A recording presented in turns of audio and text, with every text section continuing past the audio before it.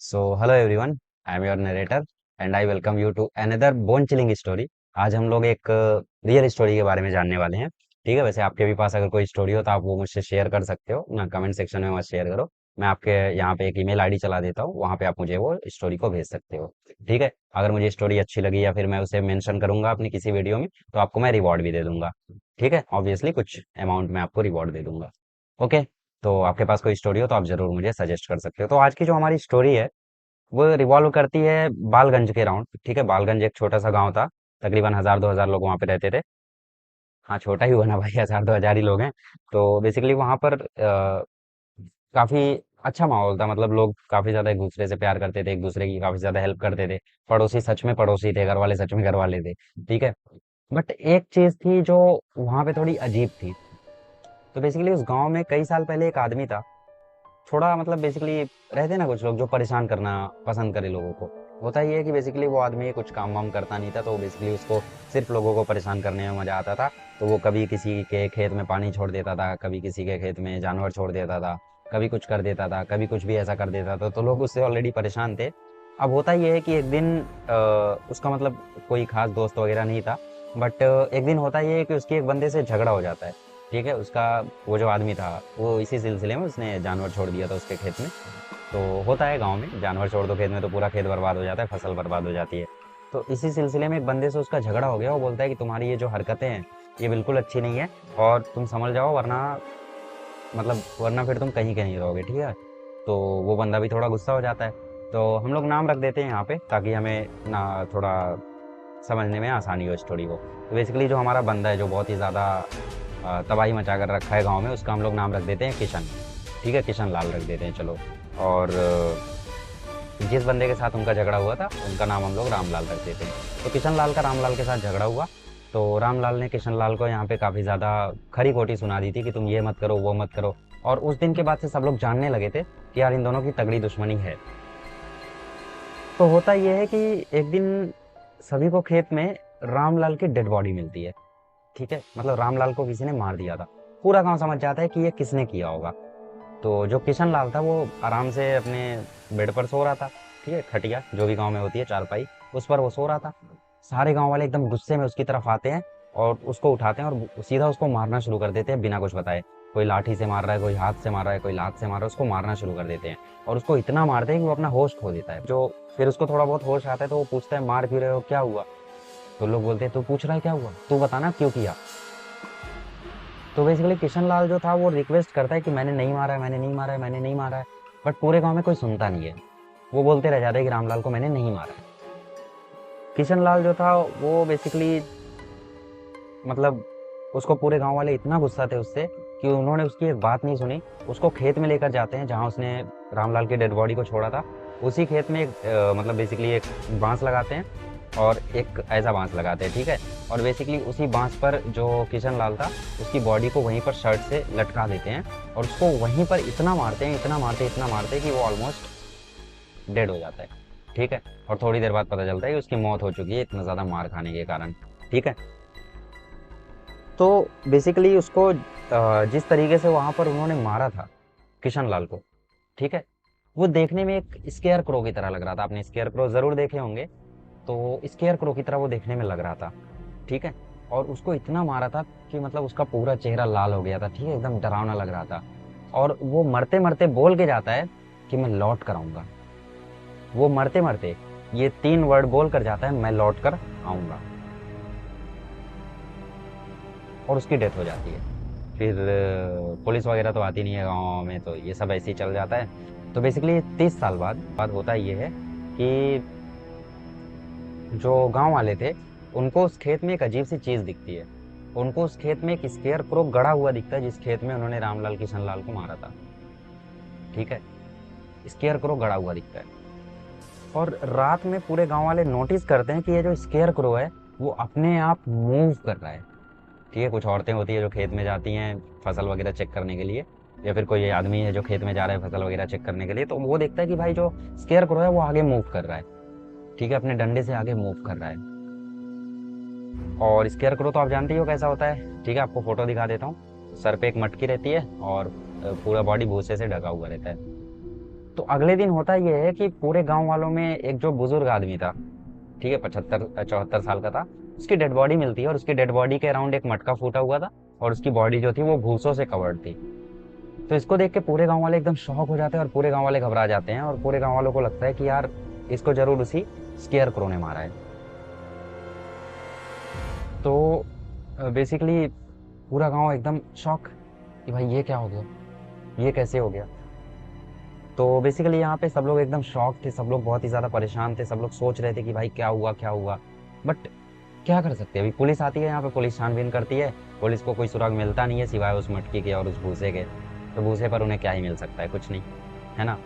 तो फिर उसके बाद लोगों से पूछते हैं क्या शॉट है क्या है।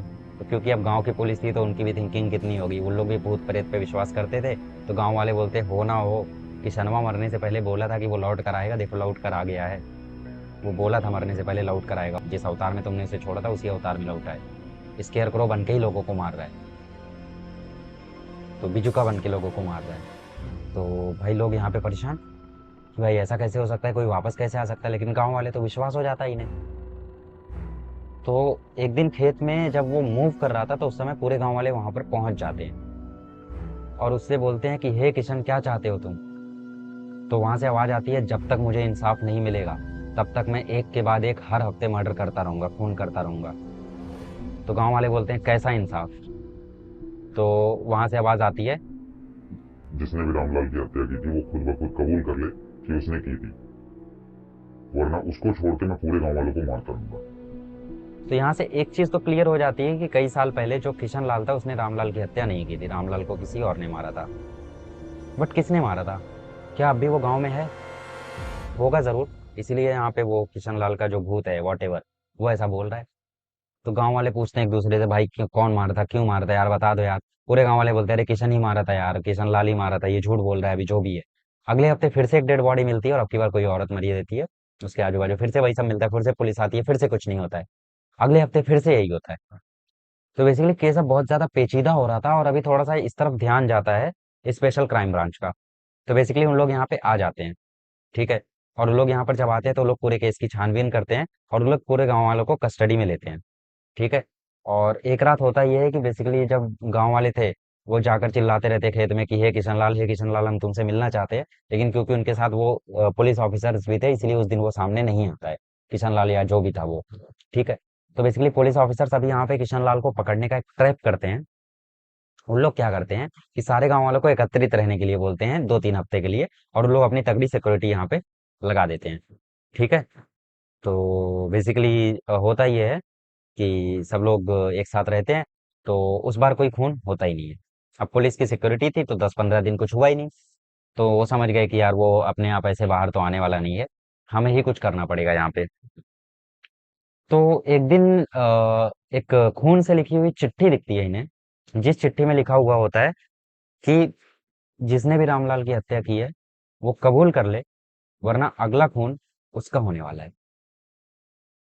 और ये चिट्ठी देखते ही जो सारे गांव वाले थे वो मतलब इस चीज से रिलैक्स हो गए कि यार चलो, रामलाल की हत्या उन्होंने थोड़ी की थी, उनको थोड़ी कुछ होगा।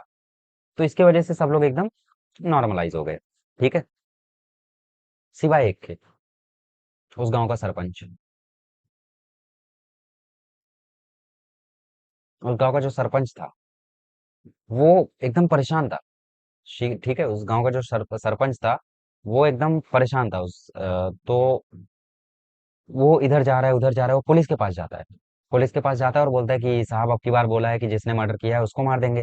तो पुलिस बोलते है तुम क्यों परेशान हो रहे हो, जिसका मर्डर किया होगा उसको मारेंगे, तो कोई दिक्कत है क्या तुम्हें, वैसे भी किशन लाल ने खुद ही मारा था तो वो किसको मार देगा। तो सरपंच बोलता है अरे नहीं साहब आप समझ नहीं रहे हो, वो सिर्फ ऐसे ही लिखा हुआ है, किसी को भी मार सकता है वो। तो पुलिस वाले बोलते हैं तुम क्यों इतना परेशान हो रहे हो। तो पुलिस वाले कस्टडी में ले लेते हैं सरपंच को। और बहुत ज्यादा पूछताछ के बाद फाइनली जो सरपंच था वो एक्सेप्ट कर लेता है कि सालों पहले रामलाल की जो हत्या थी वो इसी ने की थी। तो वो अपना गुनाह कबूल कर लेता है और यहाँ पे जो पुलिस थी वो रामलाल को मतलब बेसिकली जो सरपंच था उसको अरेस्ट करने की जगह पे छोड़ देती है और बोलती है तुम जाओ गांव में, हम तुम्हारी सिक्योरिटी का ध्यान रखेंगे, टेंशन मत लो, तुम्हें कोई मार नहीं पाएगा। तो सरपंच जो था वो यहाँ पे गांव में आता है और गांव में जब आता है वो तो उसको अभी भी डर बहुत ज्यादा बना रहता है। तो ऑब्वियसली यहाँ पे जो भी सीरियल किलर था, जो भी ये भिजुका बन के मर्डर वगैरह कर रहा था, वो ये एक बात तो समझ गया था कि यार जो सरपंच है उसी ने रामलाल की हत्या की थी, क्योंकि दिखता है यार, वो शक्ल पे दिख जाता है जो भी परेशान रहता है। तो बेसिकली वो उसका मर्डर करने के लिए प्लान बनाता है। ऑब्वियसली वो एक मटका और भूसा हाथ में लेकर आता है, और सबसे पहले वो जो मटका था, वो उस मटके को उसके सर पे मारने ही जाता है कि तुरंत पीछे से पुलिस आ जाती है, और पुलिस उसको पकड़ लेती है। और पुलिस उसको पकड़कर तुरंत पूछताछ शुरू करती है कि यार कौन हो तुम। तो पूरे गांव वाले बोलते हैं अरे साहब ये तो टुन्ने है। तो पुलिस वाले बोलते हैं टुन्ने कौन। बोलते साहब ये हमारे गांव का नहीं है, 1 साल पहले ही हमारे गांव में आया है। तो टुन्ने बोलता है मुझे कोई शौक नहीं है तुम्हारे गांव में आने का, मैं सिर्फ अपने बाबा की मौत का बदला लेने आया था। पूरे गांव वाले शौक हो जाते हैं कि किशन लाल का कोई बेटा भी था। तो बेसिकली गांव वालों को पता नहीं था, बट ये बेटा था किशन लाल का, दूसरे गांव में। तो ये जो टुन्ने था, जो टुन्ने बन के आया था, यही बंदे ने सारा प्लान किया था। क्योंकि जब उसको पता चला कि उसके बाप को मार दिया गया है, और एक गलत काम के लिए मारा गया है, क्योंकि उसको अपने बाप पे पूरा भरोसा था कि मेरा मतलब मेरा दिल कहता है कि मेरे पापा ऐसा कभी नहीं कर सकते, वो कभी मर्डर नहीं कर सकते। तो वो स्कूल जाता है, एजुकेशन हासिल करता है, लेकिन ये सब हासिल क्यों करता है एट द एंड, ये करने के लिए, मर्डर करने के लिए। तो पुलिस वाले उससे पूछताछ शुरू करते हैं कि तुमने ये सब किया क्यों। तो बेसिकली जो उसका बेटा था, जो टुन्ने बनकर आया था गांव में, वो बताना शुरू करता है कि बेसिकली हुआ ये था कि उसने एक स्केयर क्रो का मॉडल बनाया था, और उस मॉडल को जहाँ पे लगाया था खेत में, क्योंकि किशनलाल रामलाल की वहाँ पे हत्या की थी, तो वहाँ पे कोई फसल वसल काटने जाते नहीं थे। तो उसने जमीन के नीचे से एक रास्ता बनाया हुआ था, जिससे वो स्केयर क्रो को कनेक्टेड रखता था।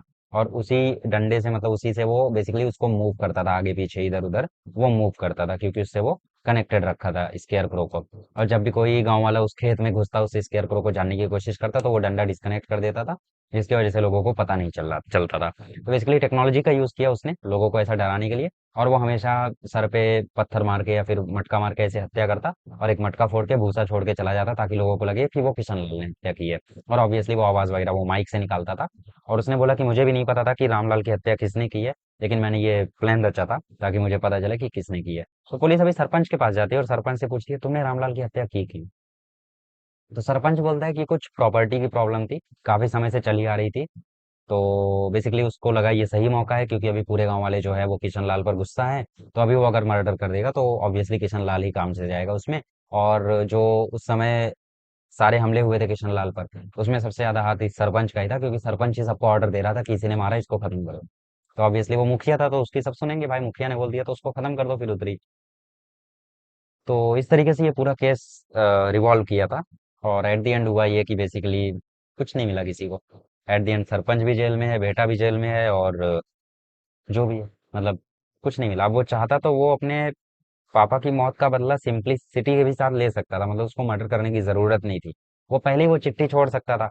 लेकिन कैसा इंसान बदले की आग में कब गुंडा बन जाता है, कब क्रिमिनल बन जाता है, उसको पता नहीं चलता है। तो बदले की आग कभी रखनी नहीं चाहिए अपने अंदर। रखो भी तो ऐसी ही कोई भावना मत रखो कि खून कर दूंगा, ये कर दूंगा, वो कर दूंगा। ऐसा कोई भावना अपने अंदर नहीं रखनी चाहिए, हमेशा अच्छा सोचना चाहिए। ठीक है। आपके साथ हो सकता है कुछ बुरा हो रहा हो, लेकिन आप कोशिश करो वैसा बुरा किसी और के साथ ना हो। ठीक है। कभी कभी नसीब आपके साथ बुरा कर देता है, but it's okay, it's very okay. आप कोशिश करो किसी और के साथ बुरा ना हो। That's what we call happiness, satisfaction, life. वही तो है। और कुछ नहीं। ओके, सो ये थी आज की स्टोरी। आई होप आप लोगों को ये आज की स्टोरी समझ में आई होगी। बालगंज की थी ये स्टोरी। ठीक है, बाकी आपके भी पास अगर कोई अच्छी स्टोरीज है तो आप कमेंट आउट कर सकते हो, मतलब मेल कर सकते हो मुझे। I will surely edit and give you credit also. ठीक है, पॉइंट तो आपको मिलेंगे ही। ठीक है, और रिवॉर्ड भी आपको मिलेगा।